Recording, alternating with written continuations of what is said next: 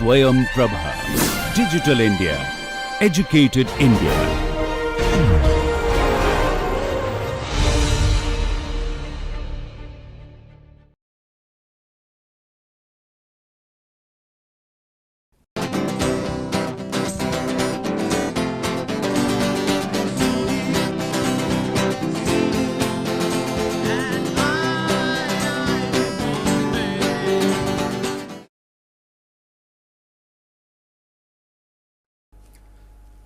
Hello and welcome to lecture 9 of this lecture series on Introduction to Aerospace Propulsion.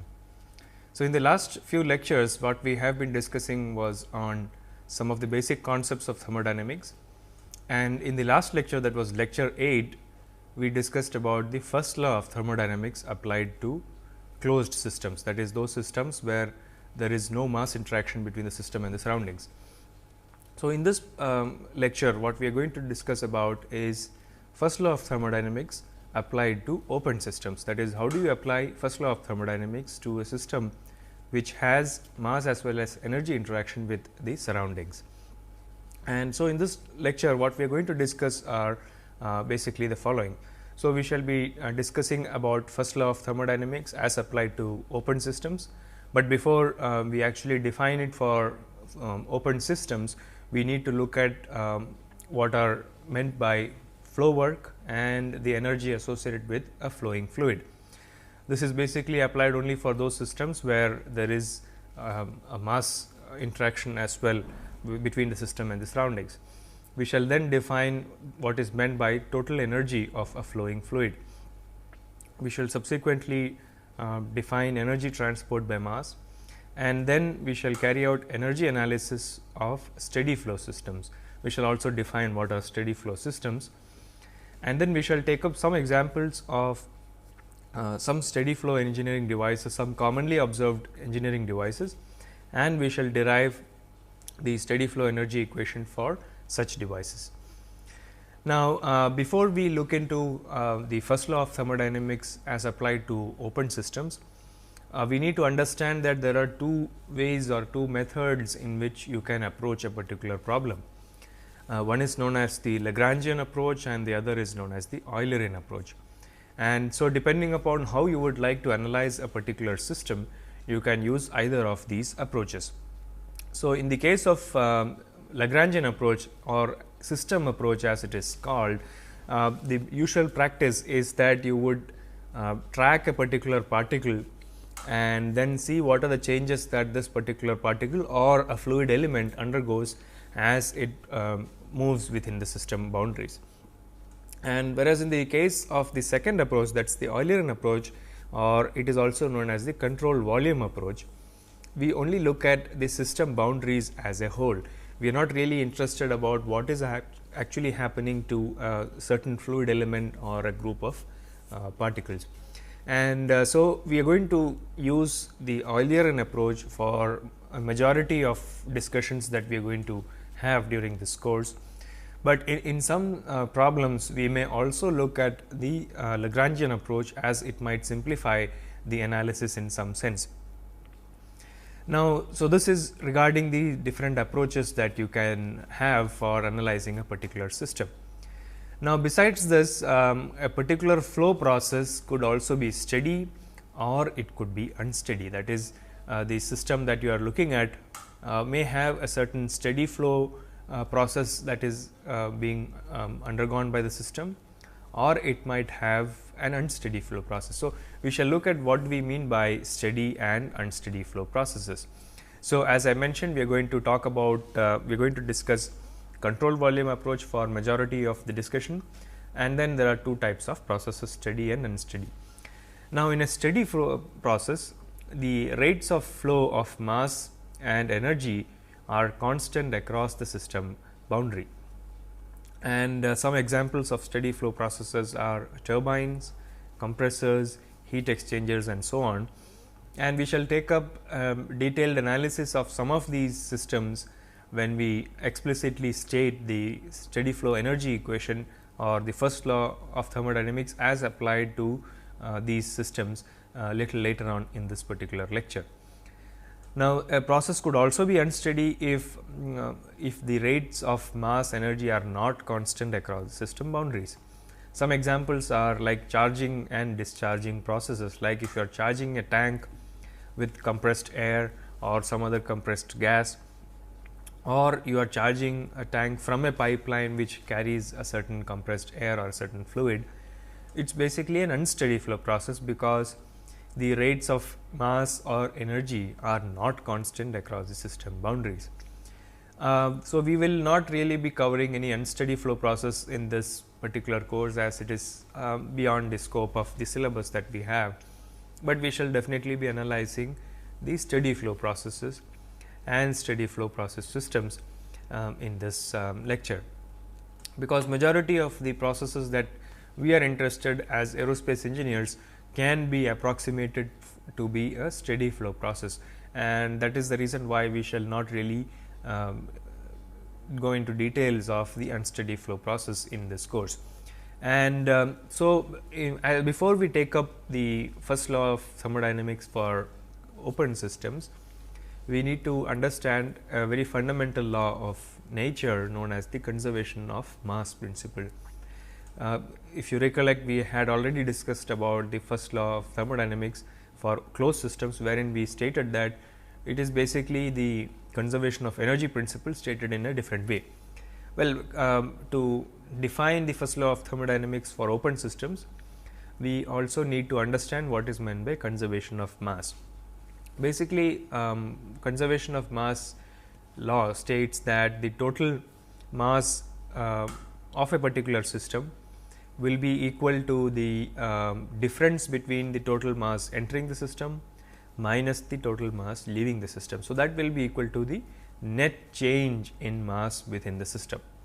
So, this is what basically the conservation of mass principle states, that the total mass which enters the system minus the total mass that leaves the system should be equal to the net change in mass within the system. That means that there is no creation or generation of mass within the system boundaries, and it is basically the mass contained in the system is the net difference of the mass that is entering the system and the mass leaving the system. So, stated in equation, we would have m subscript in minus m subscript out should be equal to delta m CV, where CV stands for the control volume.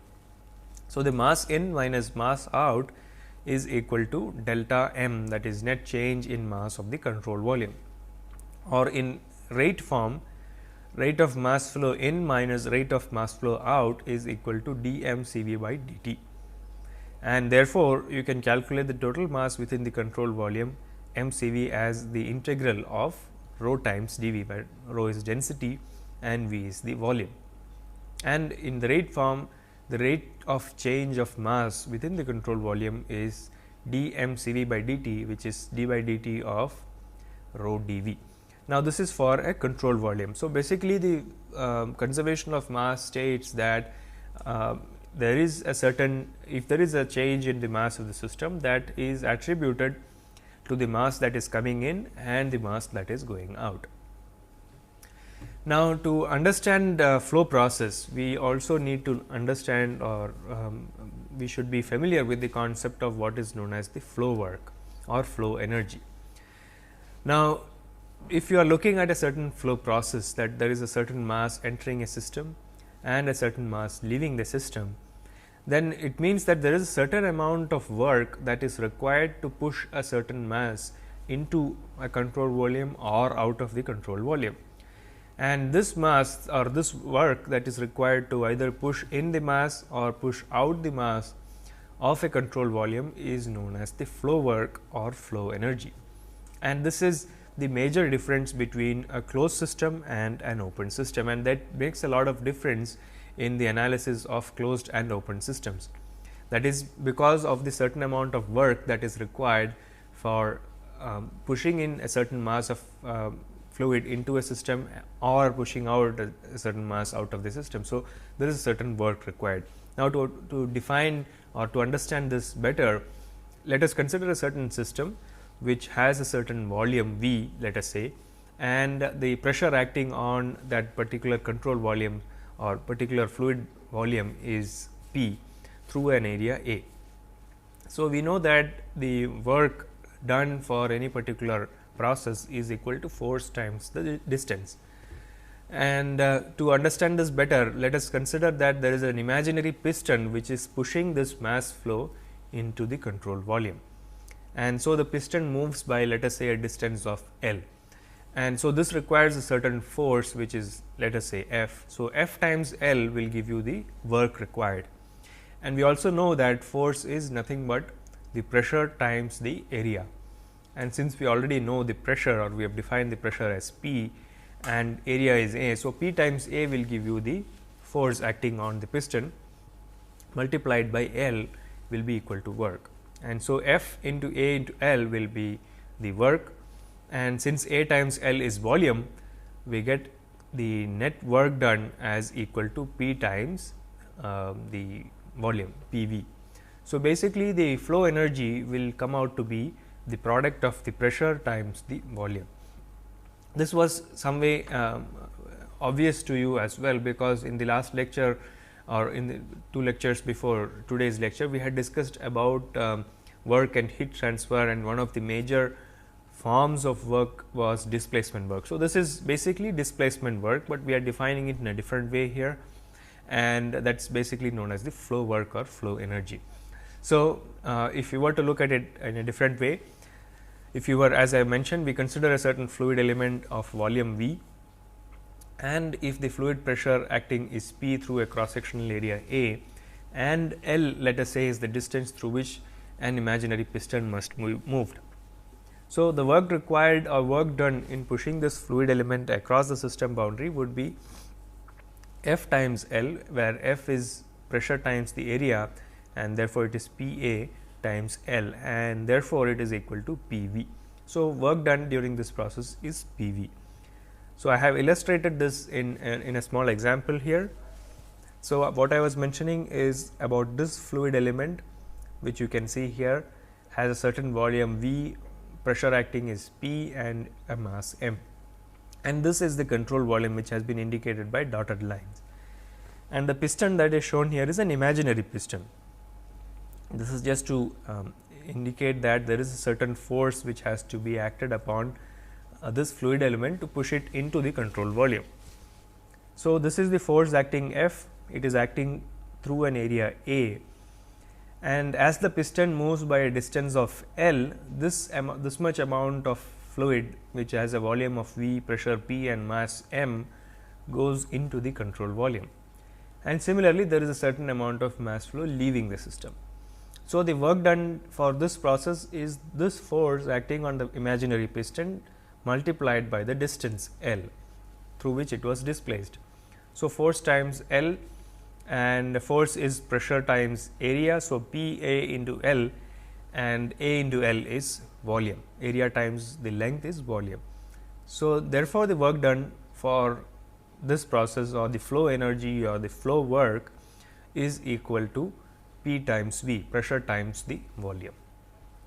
Now, we shall now look at what is the total energy. Now that you have understood what is flow energy, we will now look at what is the total energy that is associated with a fluid that is flowing, that is either let us say entering a system or leaving a control volume. So, it has a certain amount of additional energy. If you recall, we had defined total energy for closed systems as the sum of internal energy plus kinetic energy plus the potential energy. Now, in the case of fluid which is flowing, there is an additional work or energy associated with it, and that is given by the flow work or flow energy, which is the product of pressure times the volume.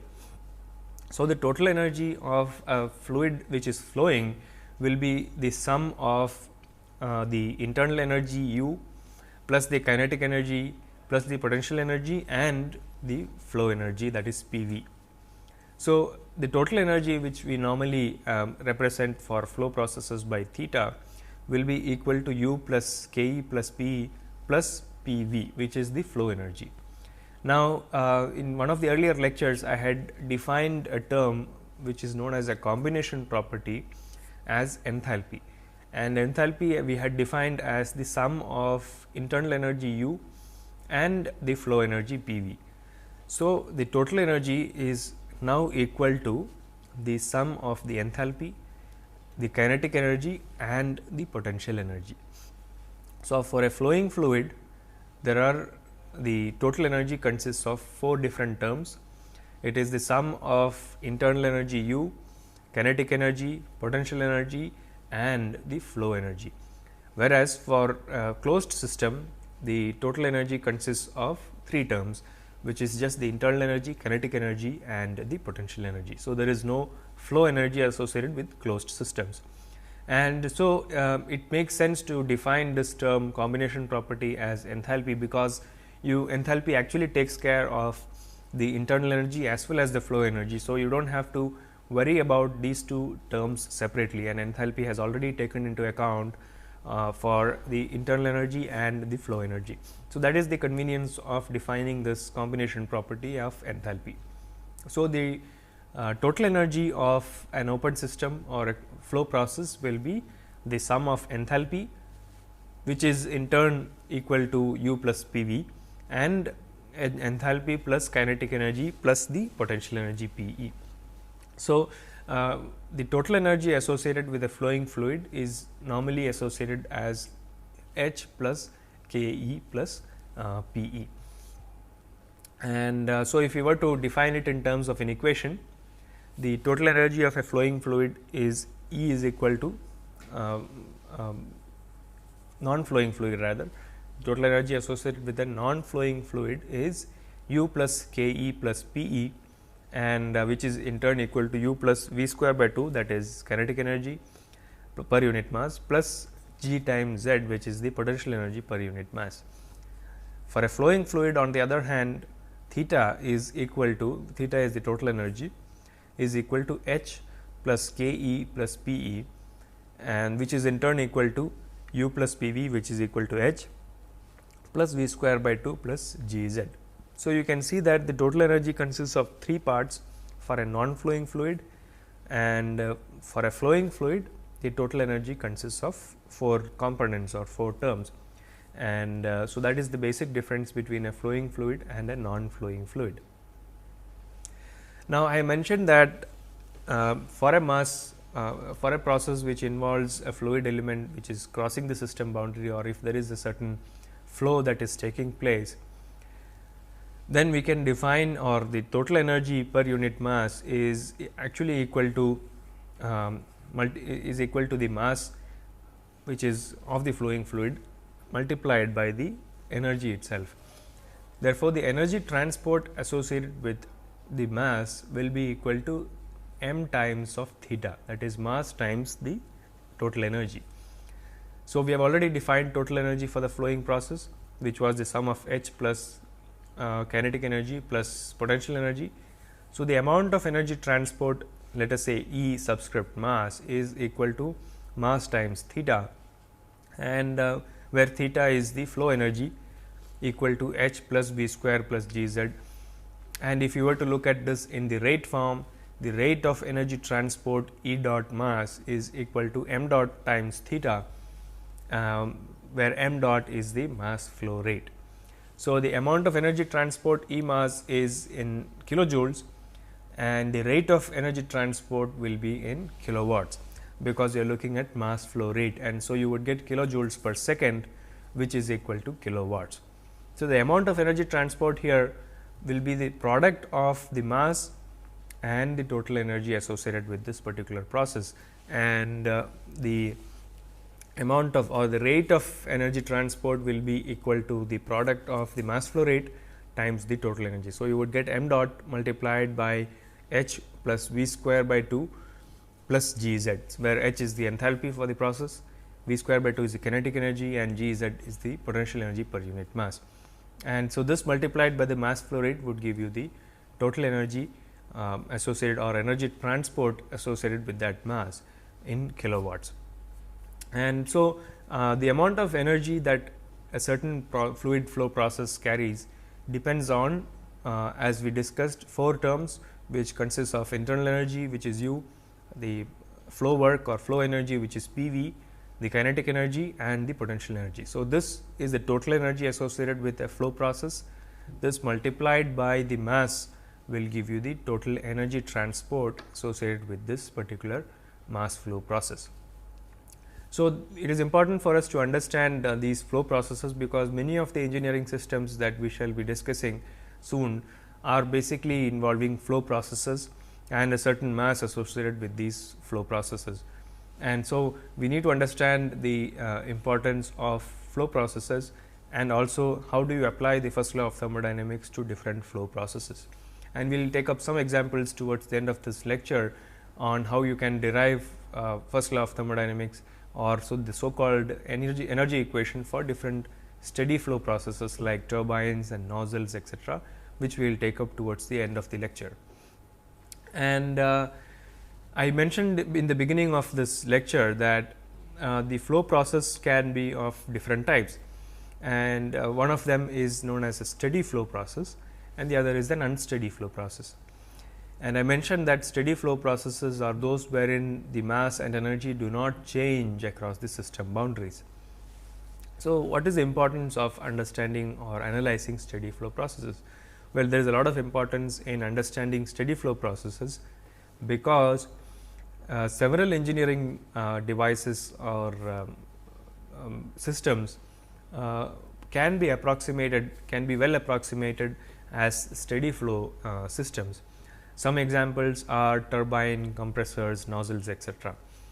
And so, during a steady flow process, the basic assumption is that no intensive or extensive property within a control volume change with time.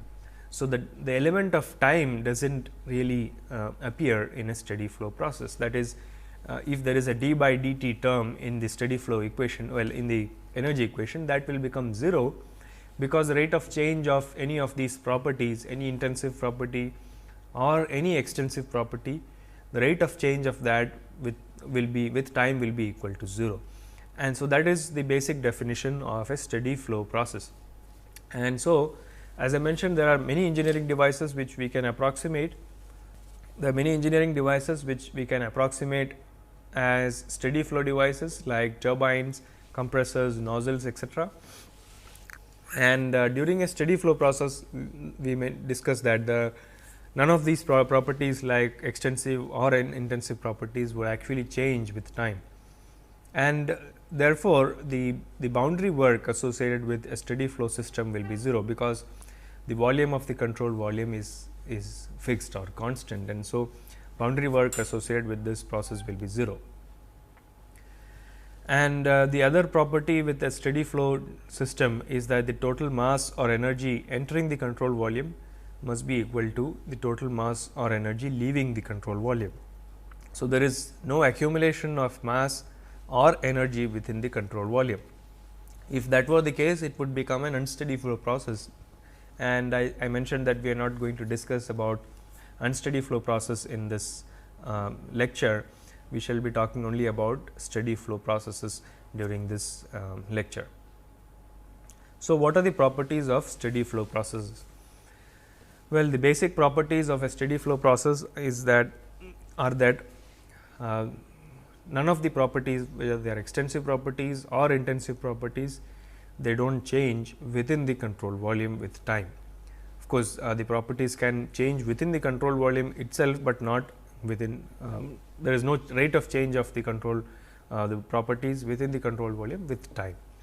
And it is also a fact that no properties will actually change at the boundaries of the control volume with time, and that the rate of change of mass or energy with time is, or across the control surface, is actually a constant if the process is to be approximated as a steady flow process. And the different thermodynamic properties like pressure, temperature, etc., these have fixed values at a particular location, and they do not change with time. That is, if you look at a system, and if it has to be approximated as a steady flow system or a steady flow process, then the different thermodynamic properties of this system will have fixed values at different locations within the system, and they do not change with time. So, these are some basic properties that need to be satisfied if a particular process has to be approximated, or if a process has to qualify as a steady flow device or a steady flow process. and we shall very shortly define the first law of thermodynamics for steady flow devices, and then we shall apply the first law for some examples of steady flow engineering devices. So, we need to keep these properties in mind if we are going to approximate a particular process or a system as a steady flow process.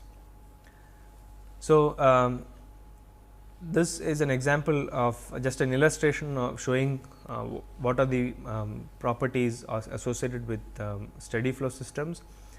For a steady flow system which has certain mass entering and a certain mass leaving the system, the net mass of the control volume is a constant. The net energy associated with this control volume is also a constant. Now, this is the first. On the left hand side, what you see is an example of a single entry and single exit system. You could also have a system which has multiple entries and multiple exits. The basic definition remains the same, that the net mass within the control volume, if it is constant, and the net energy of the control volume, if it remains a constant, then we can approximate this process as a steady flow process. So, under steady flow conditions, the fluid properties at the inlet or exit remain a constant and they do not change with time. So, the element of time in the steady flow energy equation would be that particular term would become equal to 0, because we are assuming that the properties do not change with time. So, let us now look at how we can derive the energy equation for a steady flow process. So, for steady flow system, the amount of energy entering a control volume in all its forms, that it could be energy transfer by heat, it could be energy transfer by work, or it could be energy transfer by virtue of the mass flow itself. So, whatever energy is entering a control volume should be equal to the energy leaving the control volume, because we have seen that energy of a control volume, whether it is single entry or if it is multi entry, the net energy of the system within the control volume is a constant. So, the total energy entering in all its forms, heat, work or mass, because these are the three modes of energy interactions which a system can have with the surroundings. So, the net energy entering in all these forms should be equal to the net energy leaving the system. So, energy balance for a steady flow system would be equal to energy in minus energy out. The net is equal to rate of change of energy of a system. But in the case of steady flow processes, the rate of change of energy is equal to 0, because it is a steady flow process, and therefore, energy in will be equal to energy out, that is E in is equal to the rate of change of energy leaving the control volume. Now, the energy in, as I mentioned, could be in different forms. It could be in the form of heat, work or mass, and but whatever be the form of energy interaction which the system has with the surroundings, the net rate of change of energy transfer by heat, mass or work should be equal to rate of change of energy transfer out of the system by heat, work or mass. And this is basically the energy balance or the energy equation for a steady flow process. We can write this more explicitly, and if you look at the steady flow process, the energy equation expressed in more explicit form is, as I mentioned, energy transfer can take place in three modes: heat, work and flow or mass flow. And so, those are the three modes which have been written here. So, Q in dot, which is rate of input of heat, minus W dot in, which is rate of work input, plus the mass flow input, which is equal to sigma in m dot theta, and this sigma is for accounting the different multi input flow rates into the system. And since E in is equal to E out, this should be equal to Q dot out, which is rate of heat transfer out of the system, minus W out dot, which is rate of work out of the system, plus or work output of the system, plus sigma out of m dot theta. And this third term, as we just now discussed, is the total energy associated with the flow process. And so, that should be equal to Q in dot, which is heat transfer in, minus W in dot, which is work input, plus sigma in times mass flow rate multiplied by the enthalpy, the sum of enthalpy plus kinetic energy plus the potential energy, and this is applicable for each inlet. This should be equal to Q dot out, which is heat transfer out of the system, minus W dot out, which is work done by the system, plus m dot out multiplied by the flow energy, which is H plus V square by 2 plus G z. So, this defines the general energy equation for steady flow processes, which consists of 3 terms. Therefore, in a steady flow energy equation, you have 3 distinct terms. One is the heat transfer term, the work done term, and the flow work term. So, Q n minus W in plus mass flow rate times the flow work or flow energy should be equal to the same terms leaving out of the system. And if the system consists of multiple entries and multiple exits, that will affect the third term, that is the flow energy term. You have to calculate the flow energy for each of these entries and each of these exits from the system. So, steady flow energy equation in general will consist of these 3 different terms, which have to be applied at the entry as well as the exit. You can now compare this steady flow energy equation with the energy equation which we had discussed in the last lecture, which was applicable for closed systems or closed processes. So, you might recall that we did not have this flow energy term in the first law of thermodynamics as applied to closed systems. So, for the first law as applied to closed systems was Q minus W is equal to delta E or delta U, and so there was no flow energy in a closed system or closed process. So, energy equation, we can write the generalized form of energy equation, which can be expressed as Q dot minus W dot is equal to the sum difference between the mass flows entering out of the system, well, mass flows leaving the system, or the flow energy associated with the mass leaving the system, minus the energy associated with mass entering the system. And so, Q dot here would refer to the net heat transfer into the system, and W dot would refer to the net work transfer from the system.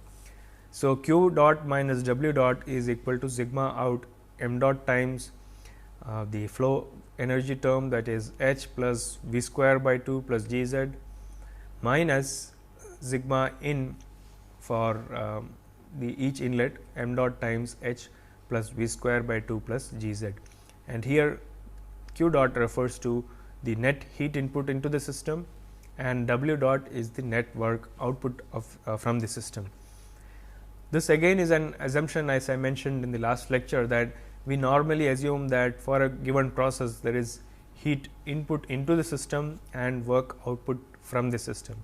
And if after our any calculation that you are carrying out, these numbers come out to be negative, it just means that the net heat was not input, but there was net heat output from a system, or if W comes out to be negative, it means that there was net work done on the system. Because we normally have systems which generate work and which require heat input, and which is why it is a common practice to assume net heat input to the system and net work output from the system. Now, if you look at this particular equation for a single entry system, which is how most of the engineering devices would be, that you might, for example, a turbine or a compressor or nozzles and diffusers, these are all devices which have single entry and single exits.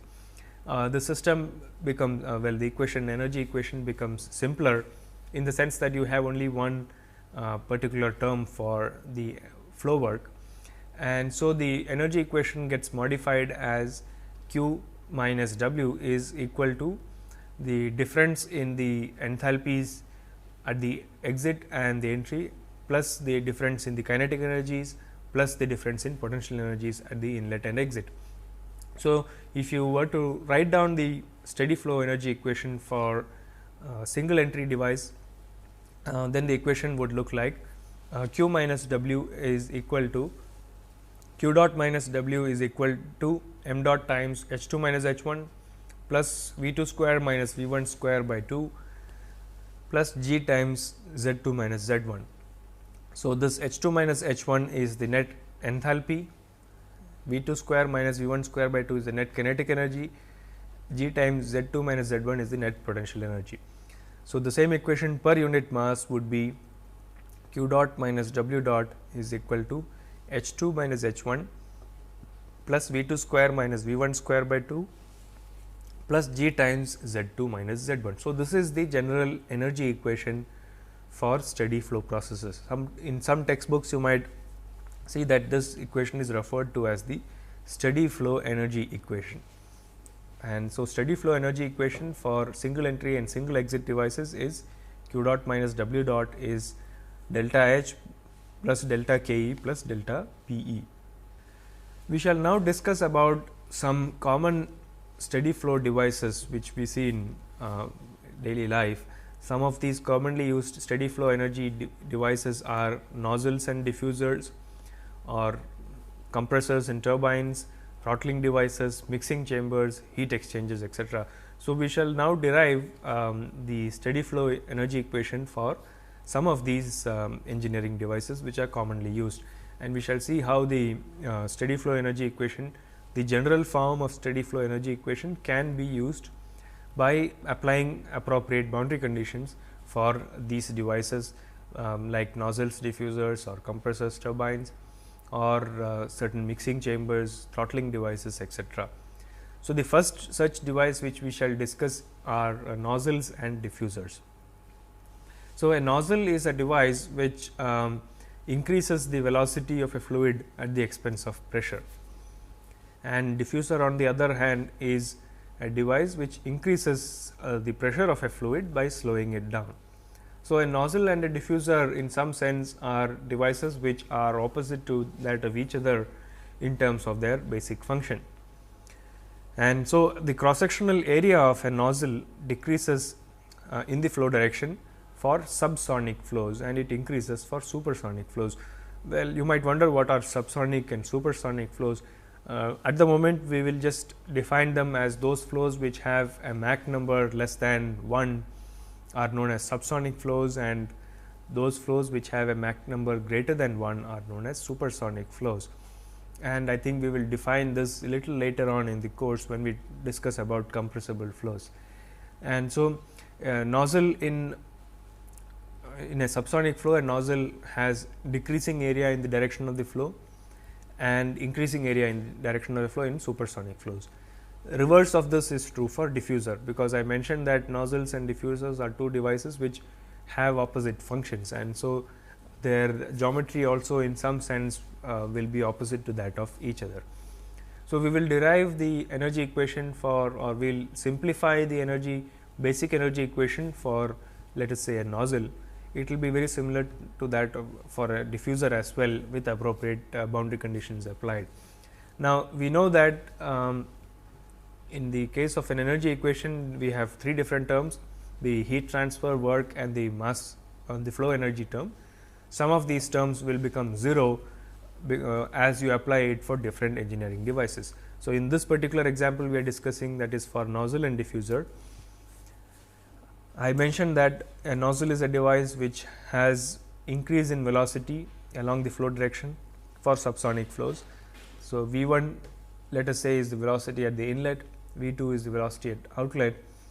So, nozzle increases the velocity at the expense of pressure, and therefore, V 2 is usually greater than V 1. For a diffuser, it is the opposite.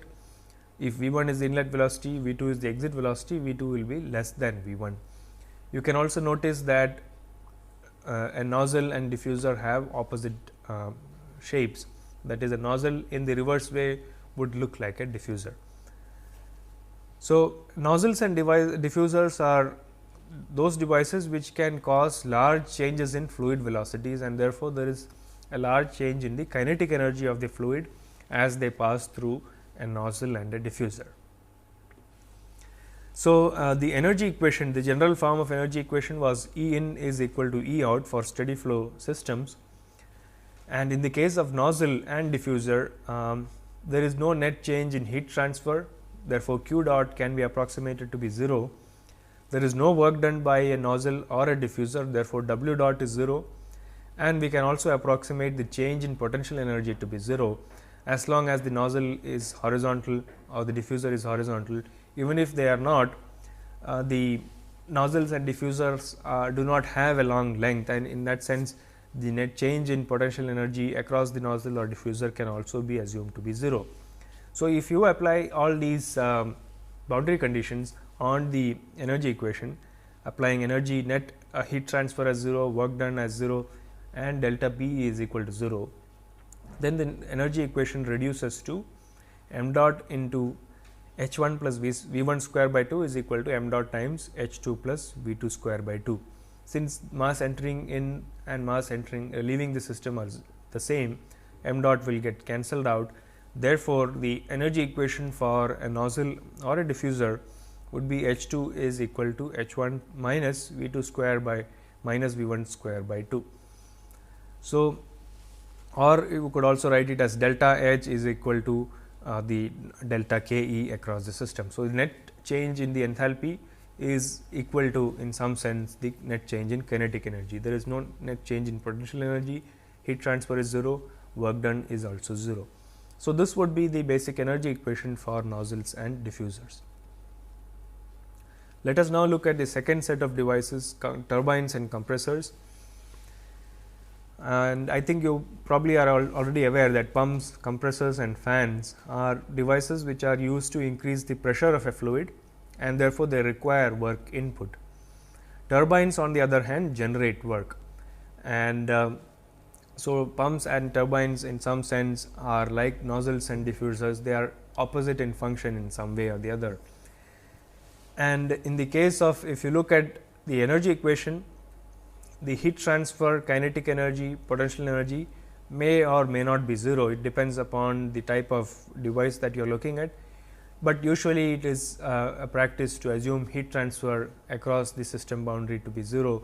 If we consider that the turbine boundaries or casing is well insulated or compressor boundaries are insulated, then the process can be considered as adiabatic, and so heat transfer is 0.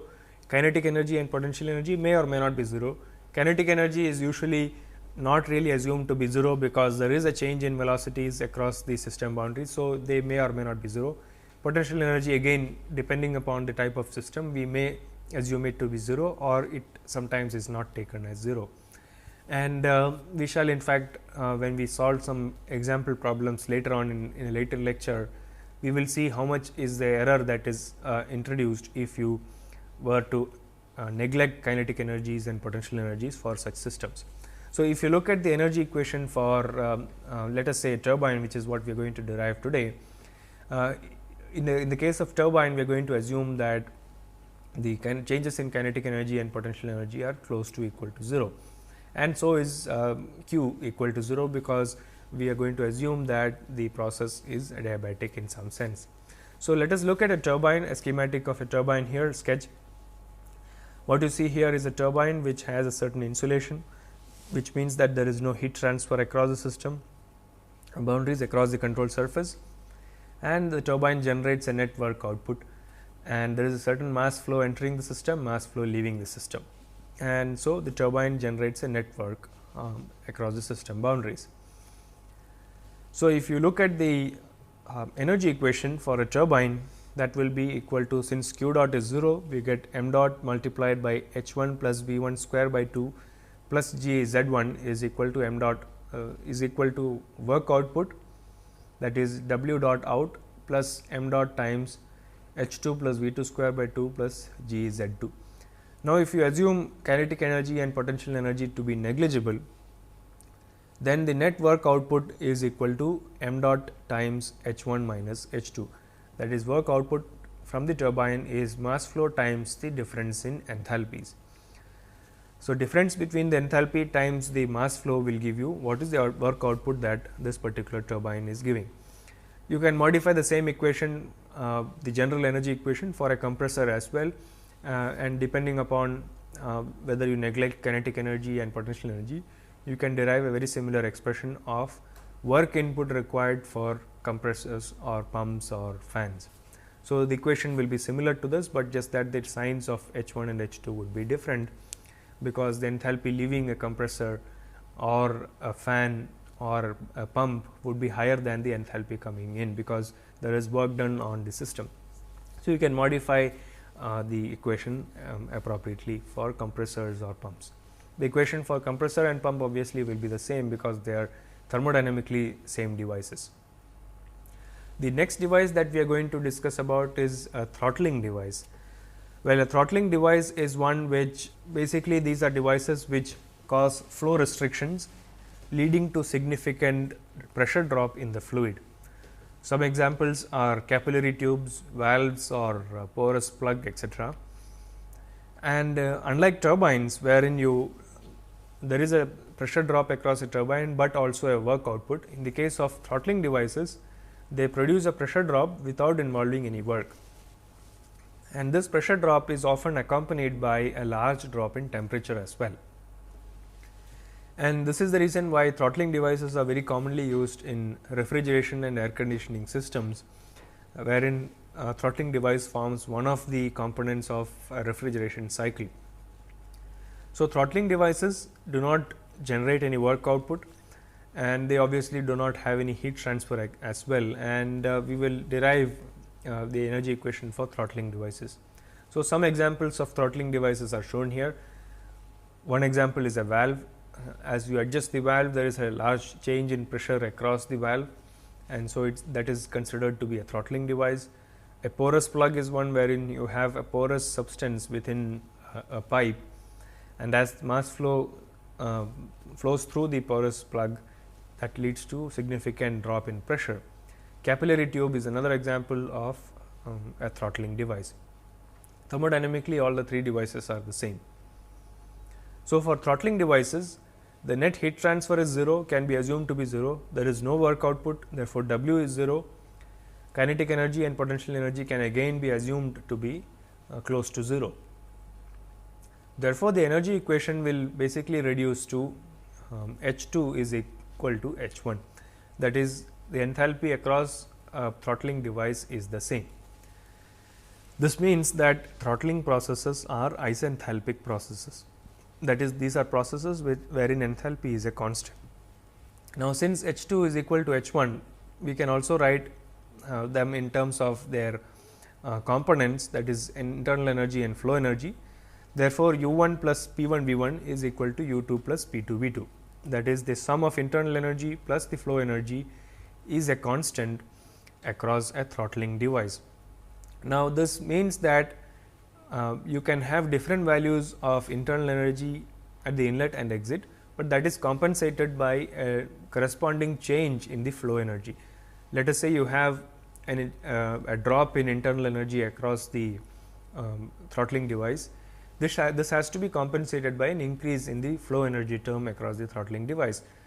This is required because the net change in enthalpy across a throttling device will be the same, that is H2 will be equal to H1, and therefore, the sum total of U1 plus P1 should be conserved. And so, across a throttling device, the change in internal energy plus the P1 V1 should be compensated by corresponding changes in internal energy and the flow energy after the throttling device. So, to illustrate it, if you look at one case where P2 V2 is greater than P1 V1, this has to mean that U2 should be less than U1, so that there is H1 equal to H2 conserved. Therefore, this also means that if flow energy increases, the temperature has to decrease, because U is a function of temperature, and the reverse is also true, that is, if flow energy decreases, you may also have increase in internal energy and therefore, temperature. Now, for an ideal gas, enthalpy is only a function of temperature, and therefore, for an ideal gas or for a system which involves only ideal gases, the enthalpy, the temperature has to remain a constant during a throttling process, because for an ideal gas, enthalpy is only a function of temperature. So, for ideal gases, enthalpy is only a function of temperature, which means that enthalpy has to be a constant, and therefore, temperature also has to remain a constant across a throttling device. Just an example here, as I mentioned, if across this device, let us say at the inlet of the device you had U1 is equal to 87 point some kilojoules, P1 V1 as something else, total enthalpy is 88.56. After the throttling device, let us say U1 has reduced and P1 V1 therefore has to correspondingly increase, so that the net enthalpy is the same. So, during a throttling process, enthalpy of a fluid has to remain constant, but internal energy and flow energies are interconvertible. So, you can convert internal energy into flow energy partially and so on, and vice versa across a throttling device. The last device that we are going to discuss is a mixing chamber. Mixing chamber is a section wherein there is a mixing process taking place. Some examples are the mixing of hot and cold water at a T junction of a shower, for example. So, here you have two different masses coming in, M1 and M2, and leaving out as M3. For energy equation, therefore, will reduce to M1 H1 plus M2 H2 is equal to M3 HV. Since we assume again that net heat transfer is 0, work is 0, changes in kinetic energy and potential energy are 0. So, if we combine the energy and mass balances, because M3 is equal to M1 plus M2, energy equation reduces to M1 dot H1 plus M2 dot H2 is equal to M1 dot plus M2 dot times H3. So, this would be the energy equation for a mixing chamber process, that is the net enthalpy leaving the system is equal to sum of the enthalpies entering the system. Now, so that brings us to the end of this lecture, wherein we discussed about the first law as applied to flow processes. So, let us take a look at what we had discussed during this lecture. We discussed about the first law of thermodynamics applied for open systems or flow processes. We then discussed about flow work and the energy associated with a flowing fluid, and then what is the total energy that is available for a flowing fluid. Then as a consequence of mass flow rate, what is the energy associated with mass flow process. We then discussed the energy equation for steady flow processes. We derived the energy equation for steady flow processes, and also we discussed about application of these energy equation, the basic energy equation for certain steady flow devices like nozzles and diffusers, turbines and compressors, then mixing chambers or heat exchangers, and also we discussed about how we can apply energy equation for throttling processes. And the idea was to help you in understanding what is the process involved in making certain justifiable assumptions and applying first law thermodynamics for different flow processes. So, if you come across a different type of flow processes based on what we had discussed here, you could probably be able to extend or simplify the general energy equation to any other open system or any other flow processes. Now, in the next lecture, what we are going to discuss about are second law of thermodynamics. We shall define what are known as thermal energy reservoirs. We shall then state the Kelvin-Planck statement of the second law of thermodynamics. We shall subsequently discuss about refrigerators and heat pumps, and as a consequence what is the Clausius statement of thermodynamics, second law of thermodynamics. We shall then prove that the Kelvin-Planck statement of second law and the Clausius statement of second law are equivalent. And towards the end of the next lecture, we shall again discuss about certain devices which violate the second law of thermodynamics, which are known as perpetual motion machines of the second kind. We had already discussed this for the first law, which were known as perpetual motion machines of the first kind. Those devices which violate second law are known as perpetual motion machines of the second kind. So, that is something we shall discuss during the next lecture.